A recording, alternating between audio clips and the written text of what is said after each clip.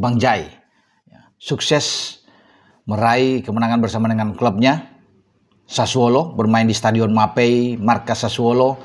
Jai kembali ditampilkan oleh pelatih Fabio Grosso, bermain di jantung pertahanan dengan formasi 4-3-3. Dia berduet di center back dengan Tarek Muharimovic. Ini yang membuat pertahanan bagi Sassuolo kuat, tidak tertembus sepanjang pertandingan oleh pemain-pemain Lazio. Padahal kita tahu bersama Lazio adalah tim yang lebih diunggulkan dalam pertandingan ini dan dihuni oleh banyak pemain-pemain bagus. Kalau bisa melihat dari Lazio, ada Sagani di sana, ada Castellanos, ada Cancellieri, kemudian ada Basiru, ada Rovella, pemain-pemain yang oke, ada Guendouzi yang bermain di lini serang. Dan tugas dari Jai Ices adalah mengawal semua pemain-pemain yang ada di lini serang bagi Lazio, tidak terkecuali dengan Sagani, Castellanos. Dan sepanjang laga dia bermain dengan kerja keras tentunya, ada sekitar 94-95 umpan sukses yang dilakukan oleh Jai Ices, karena di belakang dia didampingi di kanan itu dengan Walukiewicz yang berada di kanan, dan kemudian ada Doik bermain dengan 4 back flat yang ditampilkan oleh Fabio Grosso. Nah, gol satu-satunya bagi Sassuolo dalam pertandingan menghadapi Lazio, dan pasti teman-teman juga sudah tahu bahwa gol itu diciptakan oleh Fadera di menit 70, berawal dari sebuah set piece umpan sepak pojok. Di sana ada Muharimovic yang terbang menanduk bola, dan kemudian ada Fadera, bola jatuh di kaki Fadera dan meneruskan ke gawang Lazio tanpa bisa dihentikan oleh penjaga gawang Provedel, penjaga gawang dari Lazio. Ini kemenangan krusial setelah melalui 2 pertandingan pertama di awal musim Serie A. Sassuolo itu kalah dari Napoli, kemudian kalah dari timnya Emil Audero, penjaga gawang juga tim nasional kita, dalam duel yang seru.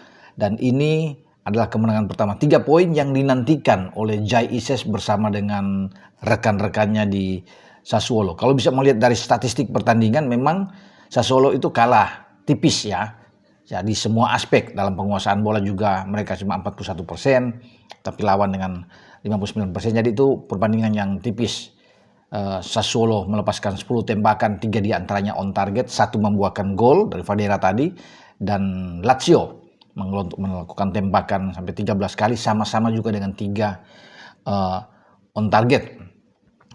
Dan bagi Jai dan teman-temannya, mereka perlu untuk kemenangan ini karena bisa mengangkat motivasi mereka untuk menatap laga selanjutnya. Kalau laga selanjutnya itu di pekan keempat Serie A ini tidak main-main. Mereka harus ke Giuseppe Meazza, markasnya Internazionale of Milan atau Inter Milan. Pertandingan yang dianggap sangat berat tentunya dilakoni oleh Sassuolo. Tetapi semua kemenangan ini akan membuat pemain-pemain Sassuolo termasuk dengan Jai Ices lebih bersemangat di saat akan pergi menuju ke markas Meazza, markasnya Inter Milan, karena Inter juga kemarin kan dalam pertandingan yang seru big match di Serie A kalah di markas Juventus dengan 4-3 dan ini akan membuat mereka harus bangkit dalam pertandingan, harus mau tidak mau bermain habis-habisan melawan timnya Jai Ices di markas mereka. Oke, dari Serie A saya coba bergeser ke Eredivisie karena ada pertandingan-pertandingan yang bagus. Kalau bisa dilihat di sana, klubnya Yasin Hapner, Fortuna Sittard meraih kemenangan 1-3 di kandang lawan saat bertarung dengan Telstar. Dan ini kemenangan bagus tentunya bagi Fortuna Sittard. Sayang Yasin Hapner tidak bermain, tidak di dalam starting 11, bahkan tidak ada juga di bench di bangku cadangan. Itu karena terakhir kan memperkuat timnas Indonesia. Yasin Hapner itu tidak bermain karena konon dikabarkan dia dalam keadaan sakit. Itu juga yang berimbas ketika Fortuna Sittard, klubnya Justin itu bermain kemarin, tapi mereka bisa mendapatkan 3 poin penting ketika melakoni laga tandang ke Telstar. Bagi klubnya Fortuna Sittard ini tentunya baguslah hasil ini karena mereka meraih itu justru di markas lawan. Sayang memang kita menantikan untuk aksi dari Yasin Hapner, tapi dia tidak ada lapangan. Semoga Yasin itu baik-baik saja untuk next pertandingan. Dia sudah tersedia bersama dengan Fortuna Sittard dan kembali akan dimainkan tentunya oleh Danny Buiz dalam laga selanjutnya. Ya, kita mohon kalau dia kurang sehat, mohon kesembuhan tentunya, biar pemulihan bagi seorang Justin Hubner. Ya. Nah, sementara bagi Emiliano Jonathan bermain dengan Utrecht justru kalah ya di kandang mereka.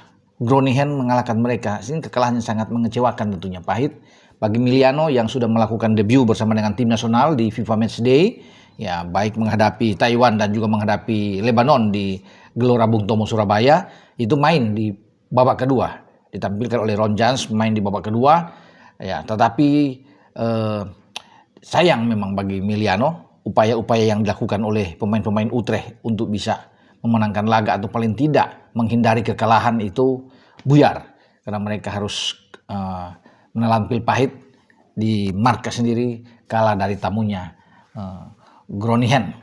Dengan saya Bung Ropan.